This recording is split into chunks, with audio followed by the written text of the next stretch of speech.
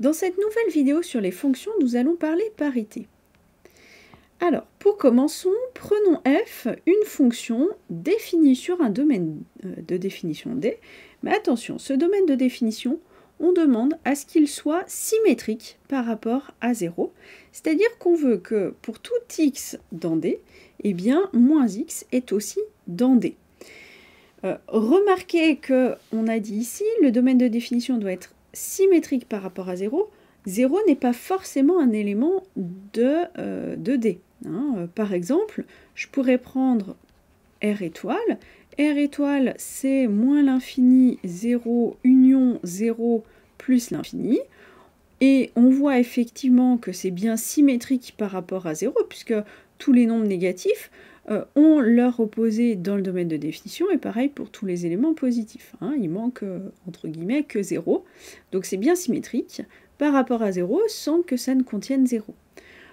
Un autre exemple de domaine de définition symétrique par rapport à 0, je pourrais prendre, je sais pas, moi, moins 3, moins 1, union 1, 3. Vous voyez qu'effectivement, ici, chaque élément de cet intervalle-là a pour opposer un élément de cet intervalle-là, et le contraire est vrai également.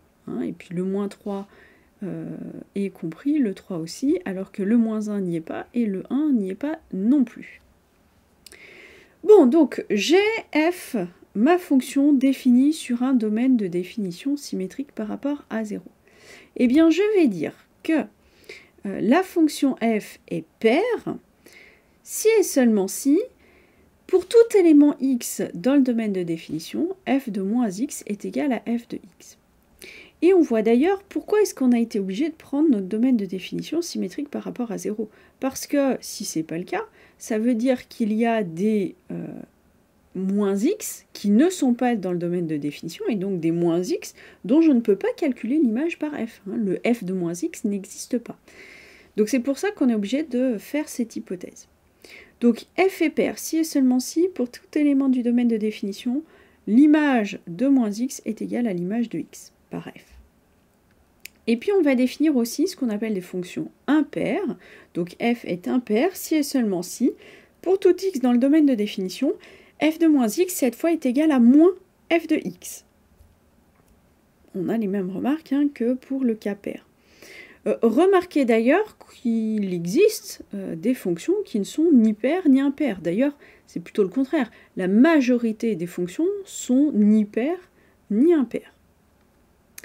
Autre remarque, si le domaine de définition de f n'est pas symétrique par rapport à 0, f ne pourra pas être pair ou impair. C'est ce qu'on a dit. Si le domaine de définition n'est pas symétrique par rapport à 0, ça veut dire que vous allez avoir un x pour lequel vous n'allez pas pouvoir calculer le f de moins x, et donc vous n'allez pas pouvoir vérifier la propriété. Que ce soit celle-là ou celle-là, pareil. Bon, propriété suivante. Prenons f une fonction impaire, et on va supposer dans ce cas que 0 appartient au domaine de définition. Si 0 n'est pas dans le domaine de définition, ce que je vais raconter, on va voir, n'a aucun sens, n'a pas de raison d'être. Donc je prends f impair avec 0 dans le domaine de définition, et je sais que forcément, je dois avoir f de 0 qui est égal à 0. Pourquoi? C'est très simple. F impair, ça implique que f de moins x est égal à moins f de x, et ça pour tout x dans D. Donc en particulier, comme on a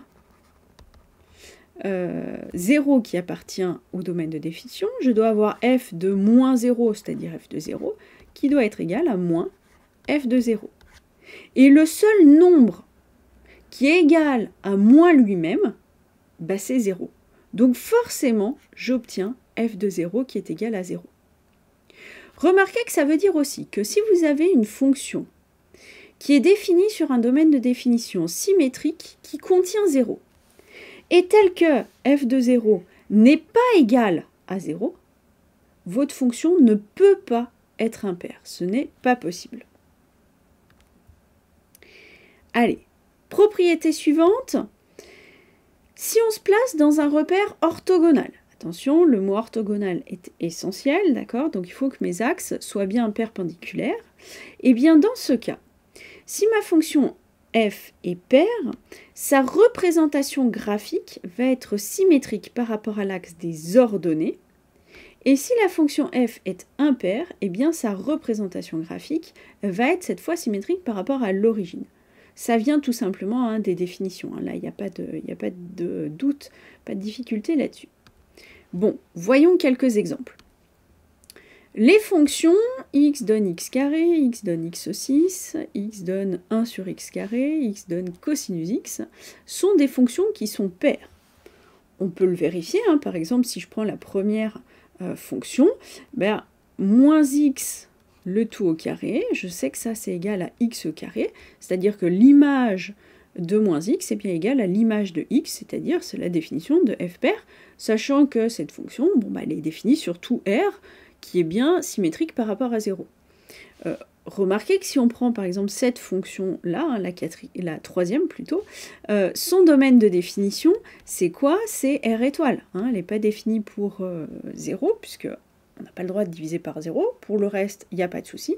R étoile, on l'a dit précédemment, c'est bien symétrique par rapport à 0. Alors, si je fais les représentations graphiques, eh bien, on voit que nos représentations graphiques sont bien symétriques par rapport à l'axe des ordonnées. Donc, on a la parabole ici pour x donne x carré, et puis là en bleu, la parabole pour x donne x puissance 6. 1 sur x carré, on voit qu'on a ces deux morceaux-là. Donc effectivement, en 0, ça ne va pas être défini, mais il n'empêche qu'on voit qu'effectivement, c'est bien symétrique. Si je prends 2 points, par exemple les points ici, oui, si je trace la droite qui relie ces 2 points, je vais essayer de faire quelque chose d'à peu près correct, oui, c'est bien perpendiculaire à l'axe des ordonnées, et les deux longueurs, on peut vérifier, sont bien les mêmes. Les fonctions x donne x cube, x donne x puissance 7, x donne 1 sur x donne sinus x par exemple, sont des fonctions impaires. Alors si je prends x donne x cube par exemple, eh bien oui, moins x le tout au cube, moins fois moins, ça fait moins, donc j'ai moins x au cube, c'est-à-dire que l'image de moins x, c'est moins l'image de x, donc oui, elle est bien impaire. Et puis on peut le vérifier pour toutes. Ces deux-là et la dernière ont pour domaine de définition tout R, celle-ci a pour domaine de définition R étoile. Quoi qu'il en soit, tous ces domaines de définition sont bien symétriques par rapport à 0. Je peux les tracer, alors x cube, eh bien c'est cette courbe marron, x7 c'est la bleue, vous avez 1 sur x qui est cette hyperbole ici, le sinus qui est celle-là. Pareil, si je prends 2 points de mon hyperbole, par exemple celui-là et celui-là, alors je vais essayer de faire quelque chose d'à peu près précis, mais je ne suis pas sûre d'être tout à fait au bon endroit. Hop, voilà. On voit qu'effectivement, on a une droite, un segment de droite qui passe bien par 0, et puis on pourrait vérifier que les deux longueurs-là sont bien les mêmes, ce qui veut dire que oui, nos représentations graphiques sont bien symétriques par rapport à l'origine. Allez, une dernière remarque.